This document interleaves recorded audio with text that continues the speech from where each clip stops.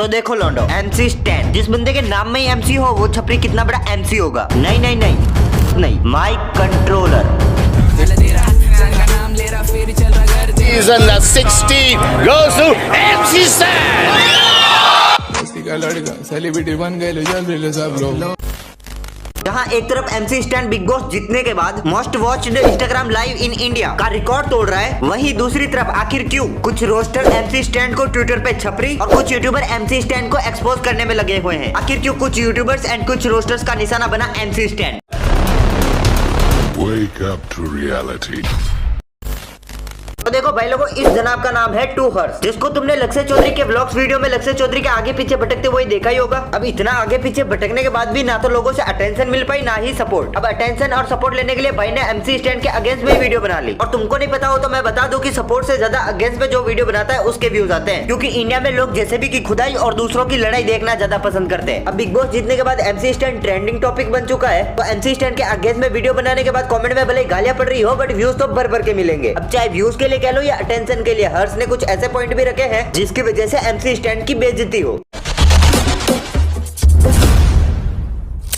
हर इंसान की इज्जत करें। अरे वाले में घुस के मारूंगा, निकलने दे एक बार। और अगर ऐसा है तो तुम MC स्टैन की इज्जत क्यों नहीं करते गाइस? अब लगता है भाई को बिग बॉस के बारे में ज्यादा कुछ पता नहीं है। बिग बॉस में लड़ना और तुम्हारी वीडियो में गालियां पड़ना दोनों नॉर्मल है। Always respect women.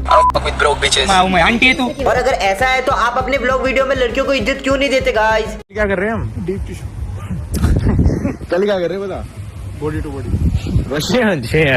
MC Stan लड़कियों को आंटी बोलता है इसलिए वो लड़कियों की इज्जत नहीं करता। अच्छा, तो तेरा प्रिय दोस्त लक्ष्य चौधरी अपनी वीडियो में लड़कियों को कितनी ज्यादा इज्जत देता है? किसी लड़की के मुंह पे कोई एक चप्पल भिगो के मार दे तो मजा ही आ जाए। तो सिर्फ बिकनी पहनते हुए और क्लेवे दिखाते हुए याद आती है इक्वलिटी, बाकी खर्चे के टाइम पे देने की नहीं। लड़कियों को घर पर ही बैठ के काम करना चाहिए, औकात में रहो। और स्पेशली सबकी मम्मियों का ध्यान रखें। जैसे आप अपनी व्लॉग्स की वीडियो में रखते हो गाइस, या फिर आपका दोस्त एल्विस यादव जैसे दूसरों की माँ का ध्यान रखता है वैसा रखे गाइस। भाई मैंने एक रोस्ट निकाला, कई भाई ऑफेंड हो गए। तुम्हें पता क्या करना है? मैंने आईडी मेंशन कर रहा हूँ उसकी ना दो, बात खत्म। उसकी माँ Emotional damage. हमेशा अपने साथ काम करने वालों को इज्जत दें। तो ना अपने साथ काम करने वालों की हमेशा इज्जत करें। जैसे हर्ष भैया लक्ष्य चौधरी की इज्जत करते हैं, भले ही लक्ष्य चौधरी मरे हुए की इज्जत नहीं करता है। दानिश के भाई मैं बताऊँ यार, अब तक तो दानिश की थोड़ी बहुत इज्जत क्या है? दानिश कहीं तो था टिकटॉक पे मर गया बहन।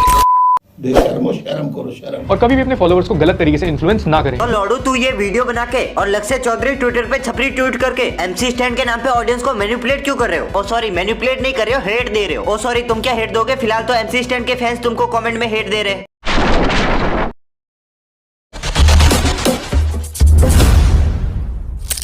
तो अब ये कहानी है 12 अक्टूबर 2020 की, जब MC स्टैन के सबसे क्लोज फ्रेंड्स सनी और आकाश के ऊपर एक FIR फाइल होती है। सनी और आकाश ने अपने ही दोस्त का एक मर्डर प्लान किया था जिसका नाम था प्रशांत, और उस पे जानलेवा हमला करने का रीजन था कि प्रशांत उनकी ऑनलाइन फिरकी ले रहा था। भाई जिस केस की तू बात कर रहा है ना वो है अक्टूबर 2020 का, और अभी चल रहा है फरवरी 2023। ऑलमोस्ट 2 साल 4 महीने हो चुके हैं उस बात को, और पुलिस इन्वेस्टिगेशन में कहीं भी ये सबूत नहीं मिला था कि ये MC स्टैन ने किया है या MC स्टैन ने करवाया है। और सनी और आकाश के ऊपर ये केस फाइल हुआ था कि उन्होंने प्रशांत के ऊपर हमला किया है, और सनी और आकाश MC स्टैन के दोस्त थे, तो इससे ये थोड़ी प्रूव होता है कि MC स्टैन भी गलत है इसमें। तो ये पुरानी बातें लेके आके और दोस्तों पे लगे केस को उसी बंदे से जोड़ के किसी को भी गलत साबित नहीं कर सकते। इसके बारे में MC स्टैन ने अपने इंस्टाग्राम पे एक स्टोरी भी पोस्ट की थी जिसमें कि तुम देख सकते हो कि प्रशांत कैसे इंजर्ड बैठा हुआ है, और इस स्टोरी के नीचे लिखा था भाव नहीं घाव मिलेगा। तो MC स्टैन को इस इंसिडेंट पे रिग्रेट होने की बजाय नाज है। भाव नहीं घाव मिलेगा, मस्त डायलॉग है बाय द वे। फिर भी एक स्टोरी पोस्ट करने से ये थोड़ी प्रूव होता है कि इसके पीछे MC स्टैन का हाथ है। और क्या पता ये स्टोरी फेक हो, क्योंकि आज से 2 साल पहले किसने क्या स्टोरी पोस्ट की थी ये किसी को याद भी नहीं है। और अगर रियल में ये स्टोरी MC स्टैन ने पोस्ट की है तो यहाँ पे आईडी भी दिखा देना, उसको कट क्यों किया? क्योंकि आप उल्लू के पट्टे। मेरे को फॉलो किए, या आकाश करके एक है वो, एंड वर्धमान, और 2-3 थे। मेरे को अकेले मारने के लिए इतने सारे लोग लाए। अभी कैसे गैंगस्टर इन लोग। और कमाल की बात यह है कि वर्धमान आज MC स्टैन को मैनेज करता है। इस इंसिडेंट के बाद भी इन तीनों के ऊपर एक FIR दर्ज हुई थी जिसमें सनी और आकाश के साथ वर्धमान का भी नाम था। इसीलिए कहता हूँ भाई, ज्ञान होना अच्छी बात है बट अखंड ज्ञान होना भी बुरी बात है, क्योंकि ये जो MC स्टैन और MC स्टैन की GF के केस के बारे में बात कर रहा है वो लगभग मार्च 2022 का है, लगभग 1 साल पहले का। MC स्टैन की एक्स गर्लफ्रेंड ओजमा शेख ने एक केस फाइल किया था MC स्टैन के खिलाफ कि ब्रेकअप के बाद MC स्टैन ने उसका होम एड्रेस लीक कर दिया है, और उसके बाद ओजमा शेख का ये कहना था कि जब उन्हें और MC स्टैन के मैनेजर को पुलिस स्टेशन बुलाया गया था, तब पुलिस स्टेशन से वापस आते समय MC स्टैन के मैनेजर वर्धमान ने अपने दोस्तों के साथ मिलकर उनके ऊपर अटैक किया और ओजमा शेख ने इसके खिलाफ पुलिस स्टेशन में एक और कंप्लेन दी। और उसके बाद सेंटा क्रूज पुलिस स्टेशन के एक ऑफिसर ने ये बताया कि उन्होंने एक FIR दर्ज किया है MC स्टैन के मैनेजर वर्धमान, सन्नी और आकाश के ऊपर। और तुम यहाँ पे देख सकते हो कि पुलिस ने इनके ऊपर कौन कौन से एक्ट के चलते केस फाइल किया था। और जब MC स्टैन के मैनेजर से इसके बारे में पूछा गया, तब उनका कहना था कि ओजमा शेख जितने भी आरोप लगा रही है वो सब गलत है और ऐसा कुछ हुआ ही नहीं है, और उल्टा MC स्टैन का एड्रेस ओजमा शेख ने लीक कर दिया है। और जब सीनियर इंस्पेक्टर ज्ञानेश्वर गानूरे से MC स्टैन के बारे में पूछा गया, तो उन्होंने ये बोला कि उन्होंने सिर्फ 3 लोगों के ऊपर ही केस रजिस्टर किया है और MC स्टैन के ऊपर अभी तक कोई भी केस रजिस्टर नहीं किया गया है। यह है पूरा मैटर इन शॉर्ट। तो मेरा हर्ष से यही पूछना है कि भाई तू किस बेसिस पे बोल रहा है कि MC स्टैन ने ही अपनी एक्स गर्लफ्रेंड पे हमला करवाया था? और ये केस लगभग 1 साल पुराना है और MC स्टैन ने ऑडियंस को अपनी तरफ से सब क्लियर कर दिया था उसी टाइम पे। और आज 1 साल बाद तुम किसी भी आर्टिकल के दम पे किसी को भी गलत साबित नहीं कर सकते।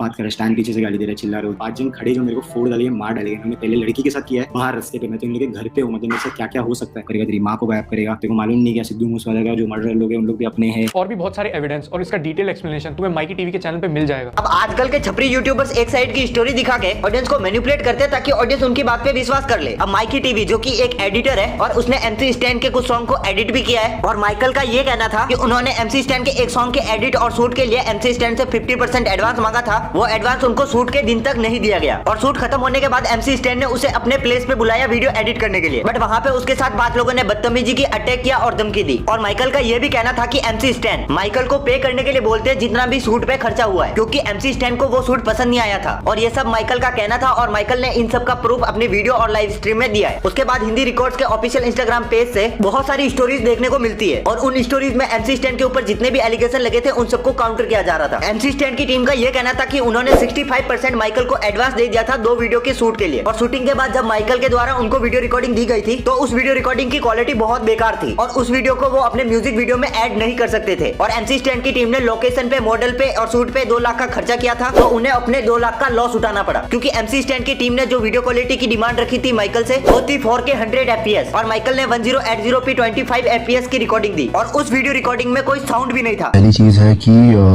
he said there are 2 cameras, so एक कैमरा जो 4K शूट किया है और एक कैमरा 1080p शूट किया है, इधर देख सकते हो।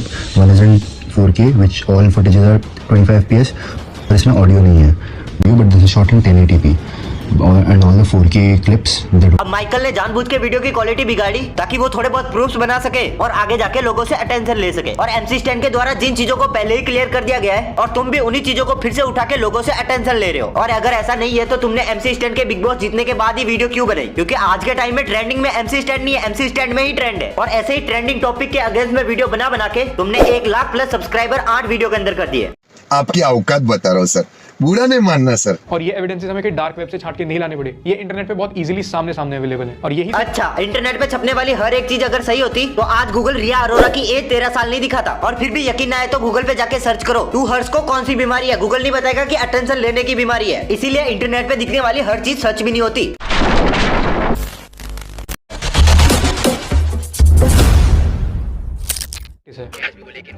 अब बिग बॉस जीतने के बाद जब MC स्टैन की पॉपुलैरिटी ऑल टाइम हाई है, अब जब भी वो अपने गानों में अपने इन टॉक्सिक बिलीव्स को ग्लोरीफाई करेगा तो अब तो किसी भी लड़की को ये वर्ड्स बोलना और हैरेस करना काफी नॉर्मल हो जाएगा। और मानता हूँ किसी लड़की को गाने में गाली दी है वो गलत है, बट यहाँ पे MC स्टैन ने एक लड़की के लिए गाना बनाया है, ना कि सारी लड़कियों के लिए। अब उस लड़की की वजह से पास्ट में जो भी MC स्टैन के साथ हुआ था वो सारी चीजें MC स्टैन ने अपने गाने में रखी है और लोगों ने रैप करना इसीलिए स्टार्ट किया था ताकि वो अपनी मन की बातें लोगों को गाने के जरिए बता सके। और अगर तुम्हें ये छोटी सी चीज समझ नहीं आ रही है और ये गलत लग रहा है तो कभी डिनो जेम्स का यादें गाने सुनना, वो पूरा गाना ही लड़कियों के ऊपर है। अब इसका मतलब ये थोड़ी है कि डिनो जेम्स भी लड़कियों की इज्जत नहीं करता। भाई पास्ट में जो भी डिनो जेम्स के साथ उसकी जीएफ ने किया वही चीज उसने भी गाने में रखी है। और कृष्णा और एमिवे का मचाएंगे फॉर, जिसमें कृष्णा एमिवे की गर्लफ्रेंड को और एमिवे कृष्णा की माँ को गाली दे रहे। तो भाई इसका मतलब ये थोड़ी है कि वो लोग वुमेन्स की इज्जत नहीं करते। अब MC स्टैन हो, डिनो जेम्स हो या कृष्णा हो या एमिवे हो या बाकी कोई आर्टिस्ट, सब अपनी जगह बेस्ट है और वो अपनी मन की बात अपने गानों में रख रहे, तो तुम उस वजह से उसके कैरेक्टर को जज नहीं कर सकते। और एक बार सुन के MC स्टैन वुमेन्स के बारे में क्या सोचता है।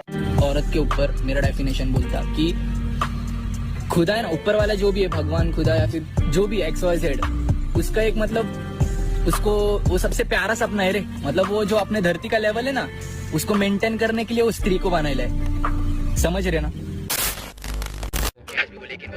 अब इस गाने पे 17 मिलियन से भी ज्यादा व्यूज हैं। अब अगर 1% लोग भी MC स्टैन की इस आइडियोलॉजी को सपोर्ट करने लग जाएं तो वो नंबर होता है 17,000। तो अब अगर ये 17,000 लोग इन फ्यूचर कभी रिलेशन में आएंगे तो इनको अपनी गर्लफ्रेंड को गाली देना और हरेस करना गलत नहीं लगेगा। अब इंडिया में इतने लोग नहीं है कि किसी गाने से इंस्पायर होकर अपनी गर्लफ्रेंड या फिर माँ बहन को गालियां देने लग जाए, क्योंकि यहाँ पे लोगों को अच्छे से पता है कि उनके लिए क्या सही है क्या गलत है। अब लोग अपनी जीएफ को गाली देने के लिए इसी गाने से क्यों सीखेंगे? लोग अपने माँ बाप को इज्जत देने के लिए MC स्टैन के सॉन्ग माँ बाप से ही सीख लेंगे। अब तुमने एक दो गानों की वजह से उसे टारगेट तो कर दिया, तो जो उसकी इंसान एल्बम है उसमें कितने अच्छे अच्छे सॉन्ग है, एक बार उसको अप्रिशिएट तो करते। बट नहीं, भले ही बंदे में 1000 अच्छा ही हो पर ढूंढेंगे बुराई। और रही बात MC स्टैन के गानों से बच्चे गाली सीख रहे हैं, तो भाई उनको संभालने के लिए उनके माँ बाप है। तुझे किसी का बाप बनने की जरूरत नहीं है, और फिर भी बाप बनने का शौक है तो शादी करके बच्चे पैदा करो और फिर बन। और वैसे भी 15 से 16 साल के कम उम्र के बच्चों के हाथ में फोन है ना, तो वो ऑलरेडी बहुत कुछ सीख चुके हैं। और फिर भी किसी का बाप बनके इतना ही सुधारने का शौक है तो अपने साथ रहने वाले लक्ष्य चौधरी को सुधार ले, कुछ ज्यादा इज्जत देता है लड़कियों को। तो सिर्फ बिकनी पहनते हुए और क्लेवे दिखाते हुए याद आती है इक्वलिटी, बाकी खर्चे के टाइम पे देने की मैया। लड़कियों को घर पर ही बैठ के काम करना चाहिए।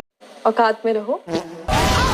और बिग बॉस में भी किसी कंटेस्टेंट की बहस अगर MC स्टैन से हो गई तो अगले ही दिन उस कंटेस्टेंट के सोशल मीडिया हैंडल का कमेंट सेक्शन गालियों से भर जाया करता था। वहाँ पे गालियां, डेथ थ्रेट्स और रेप थ्रेट्स की मार्केट लग जाया करती थी। और तो ब्रदर MC स्टैन ने अपने फैंस को नहीं बोला था कि तुम जाके अर्चना को गाली दो या हेट दो, या फिर और कोई बंदा जिससे उसकी बिग बॉस में लड़ाई हुई है उसको जाके हेट दो। तो भाई ऐसा तो कभी MC स्टैन ने तो बोला ही नहीं ना। अब जनता ने भी देखा पूरा बिग बॉस, तो उनको जो गलत लगता है उसको जाके हेट देके आ जाती है। मानता हूँ गलत है, बट इसमें MC स्टैन की क्या गलती? भाई वो अपने फैंस को थोड़ी बोल रहा है कि जाओ और हेट दो, जबकि एल्विस यादव को देख ले जो अपने फैंस से किसी को भी हेट दिलवा रहा है। भाई मैंने एक रोस्ट निकाला, कई भाई ऑफेंड हो गए, तुम्हें पता क्या करना है? मैंने आईडी मेंशन कर रहा हूँ उसकी ना दो, बात खत्म। उसकी माँ Emotional damage.